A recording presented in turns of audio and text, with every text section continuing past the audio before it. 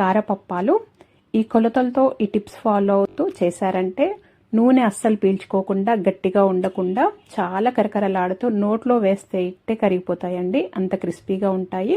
ఇక్కడ నేను ఒక 3 రెబ్బలంతా కరివేపాకు తీసుకున్నాను. ఒక 2 టేబుల్ స్పూన్ల ధనియాలు తీసుకోవాలండి. ఒక అరకప్పు పల్లీలు పచ్చివే ఇవన్నీ. ఇవి మూడింటిని కలిపి మిక్సీలో వేసుకొని బరకగా మిక్సీ పట్టుకోవాలి. ఇలా బరకగా మిక్సీ పట్టుకోవాలండి.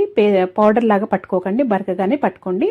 ఇప్పుడు నేను ముందుగానే ఒక అరగంట ముందు ఒక పావు కప్పు పెసరపప్పు తీసుకొని నానబెట్టానండి. ఇది అరకప్పు వరకు అయింది నాకు. ఒక బేసన్ తీసుకొని పెద్దది ఒక 3 కప్పుల బియ్యపిండి వేస్తున్నాను. ఇది మామూలు బియ్యపిండేనండి, తడి బియ్యపిండి కాదు, పొడి బియ్యపిండి 3 కప్పులు తీసుకున్నాను. మనం మిక్సీ పట్టుకున్నది ఇది వేసుకోవాలి. తర్వాత మనం నానబెట్టుకున్న పెసరపప్పు కూడా వేసుకోవాలి. ఇక్కడ నేను ఒక 2 టీ స్పూన్ల కారం పొడి వేస్తున్నానండి. దీంట్లో కారం ఉప్పు అనేది మీరు తినేదాన్ని బట్టి వేసుకోవాలి. ఎప్పుడైనా కానీ కొందరు ఎక్కువగా తింటారు, కొందరు తక్కువగా తింటారండి. మీరు తినేదాన్ని బట్టి చూసుకొని వేసుకోవాలి. ఇక్కడ 2 టీ స్పూన్ల ఉప్పు వేస్తున్నాను. నాకైతే ఇది కరెక్ట్ గా సరిపోయింది ఈ అప్పాలకి. ఇక్కడ 4 టీ స్పూన్ల నువ్వులు వేస్తున్నానండి. నేనైతే తెల్ల నువ్వులే వేస్తున్నాను, మీరు నల్ల నువ్వులైనా వేసుకోవచ్చు.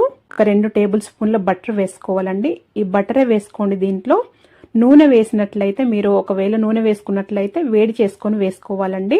ఈ బటర్ వేసుకున్న తర్వాత ఈ బటర్ అంతా ఆ పిండిలో కలిసేటట్టు ఇలా గట్టిగా రబ్ చేస్తున్నట్టుగా కలుపుకోవాలండి. ముందుగా ఈ పొడి పిండిని ఇలా పొడి పిండిని కలుపుకున్న తర్వాతనే నీళ్లు వేసి కలుపుకోవాలండి.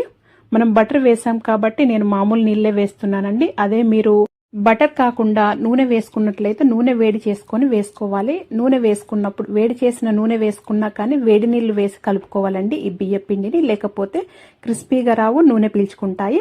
ఇలా కలుపుకున్న తర్వాత ఇలా మళ్ళీ ఒకసారి ఈ పిండిని నేను చూపిస్తున్న విధంగా ఒక 2-3 నిమిషాలు గట్టిగా ప్రెస్ చేస్తూ కలుపుకోవాలండి. అలాగైతే చాలా బాగా వస్తాయి ఈ అప్పాలు.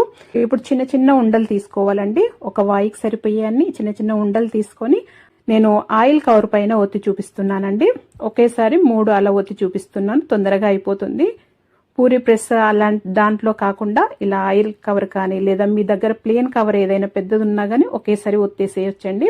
నేనైతే ఇలా ఆయిల్ కవర్ పైన చూపిస్తున్నాను. ఇలా నూనె బాగా వేడైన తర్వాతనే ఈ అప్పాలు వేసి కాల్చుకోవాలండి. మీరు నూనె సరిగా వేడి కాకున్నా కానీ ఈ అప్పాలు వేసినా కానీ మొత్తం నూనె లాగేస్తుంది. అలాగే గట్టిగా వస్తాయండి, క్రిస్పీగా రావు. ఈ నూనె మంచిగా వేడైన తర్వాతనే లో ఫ్లేమ్లో పెట్టి వేసుకోండి. మీరు హై ఫ్లేమ్లో పెట్టి వేసుకున్నట్లయితే మనం బటర్ వేసాం కదా, పొంగుతాయండి, నూనె పైకి వస్తుంది వేయగానే. వేసేటప్పుడేమో లో ఫ్లేమ్లో పెట్టుకొని వేసుకోండి అప్పాలు. వేసిన తర్వాత మొత్తం అప్పాలు వేసిన తర్వాత మన హై ఫ్లేమ్లో పెట్టి కాల్చుకోండి, ఏం కాదు. మీడియం టు హై ఫ్లేమ్లో